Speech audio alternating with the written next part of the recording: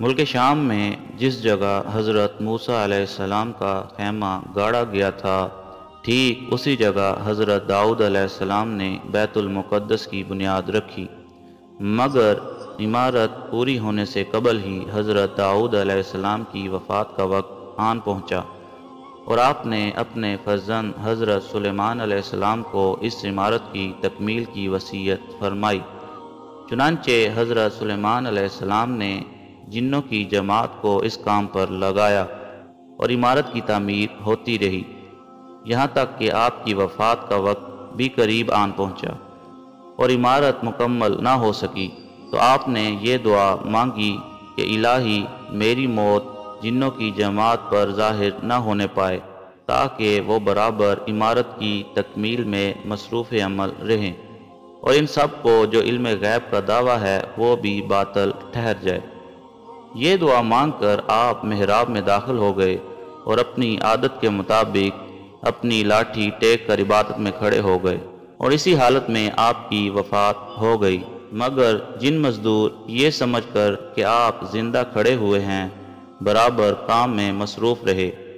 اور عرصہ دراز تک آپ کا اسی حالت میں رہنا جنوں کے گروہ کے لیے باعث حیرت اس لیے نہیں ہوا کہ وہ بارہا دیکھ چکے تھے کہ آپ ایک ایک ماہ بلکہ کبھی کبھی دو دو ماہ برابر عبادت میں کھڑے رہا کرتے ہیں۔ غرض 1 سال تک وفات کے بعد آپ اپنی لاٹھی کے سہارے کھڑے رہے،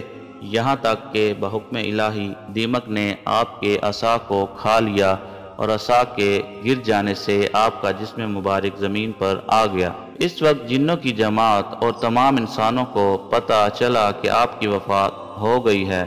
قرآن مجید میں اللہ تعالیٰ نے اس واقعہ کو ان لفظوں میں بیان فرمایا ہے۔ ترجمہ: پھر جب ہم نے ان حضرت سلیمان پر موت کا حکم بھیجا تو جنوں کو ان کی موت دیمک ہی نے بتائی جو ان کے عصا کو کھا رہی تھی۔ پھر جب حضرت سلیمان زمین پر آ گئے تو جنوں کی حقیقت کھل گئی کہ اگر وہ غیب جانتے ہوتے تو وہ اس ذلت کے عذاب میں اتنی دیر تک نہ پڑے رہتے۔ اس قرآنی واقعہ سے یہ ہدایت ملتی ہے کہ حضرات انبیاء کرام علیہ السلام کے مقدس بدن وفات کے بعد سڑتے گلتے نہیں ہیں، کیونکہ آپ نے ابھی ابھی سنا کہ 1 سال تک حضرت سلیمان علیہ السلام وفات کے بعد عصا کے سہارے کھڑے رہے، اور ان کے جسم مبارک میں کسی قسم کا کوئی تغیر رونما نہ ہوا۔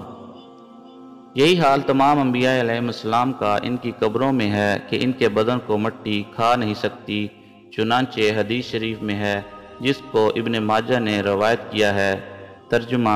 بے شک اللہ نے زمین پر حرام فرما دیا ہے کہ وہ انبیاء کرام کے جسموں کو کھائے،